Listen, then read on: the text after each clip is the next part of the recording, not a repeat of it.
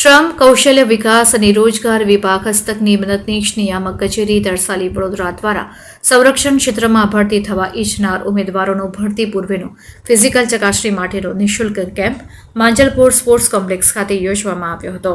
Army, navy, air force, paramilitary force, police, forest, security વિવિધ ભરતીમાં વડોદરા જિલ્લાના ઉમેદવારો ભાગ લઈ શકે તેમજ યોજાતી શારીરિક અને લેખિત પરીક્ષામાં સારો દેખાવ કરે તે માટે નવેમ્બર મહિનામાં 90 ઉમેદવારોને 30 દિવસની ફ્રી રેસિડેન્શિયલ તાલીમ યોજવામાં આવનાર છે, જેમાં ઉમેદવારોની પસંદગી કરવા માટે માંજલપુર સ્પોર્ટ્સ કોમ્પ્લેક્સ ખાતે ફ્રી તાલીમ લેવા માંગતા ઉમેદવારો માટે અરજી સ્ક્રુટિની કેમ્પ રાખવામાં આવ્યો હતો, જેમાં 50થી વધુ ઉમેદવારોએ ભાગ લીધો હતો.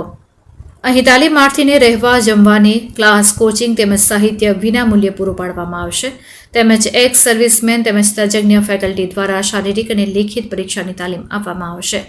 80% હાજરી ધરાવતા તાલીમાર્થીને દૈનિક ₹100 સ્ટાઇપેન્ડ ચૂકવવામાં આવશે. જે ઉમેદવારોએ અરજી કરેલી નથી તેઓને દિન 2માં મદદનીશ નિયામકની કચેરી તરસાલી વડોદરા ખાતે રૂબરૂ સંપર્ક કરવા રોજગાર અધિકારી અલ્પેશ ચૌહાણે જણાવ્યું છે.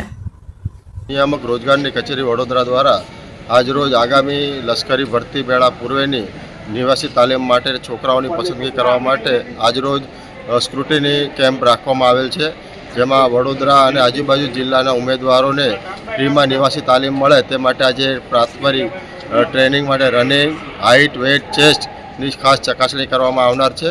આ ચકાસણી બાદ ઉમેદવારોને જે મેડિકલ કરાવીને જે લોકોની પસંદગી થનાર છે તેઓને આગામી દિવસોમાં 30 દિવસની રેસિડેન્શિયલ ટ્રેનિંગ પૂરી પાડવામાં આવશે, જેમાં 240 કલાકની થિયરી અને પ્રેક્ટિકલ ટ્રેનિંગ આપવામાં, જેમાં ઉમેદવારો રહેવાની, જમવાની પણ સુવિધા ફ્રી છે, સાથે સ્ટાઇપેન્ડ પણ તેઓને દૈનિક ₹100 લેખે આપવામાં આવશે.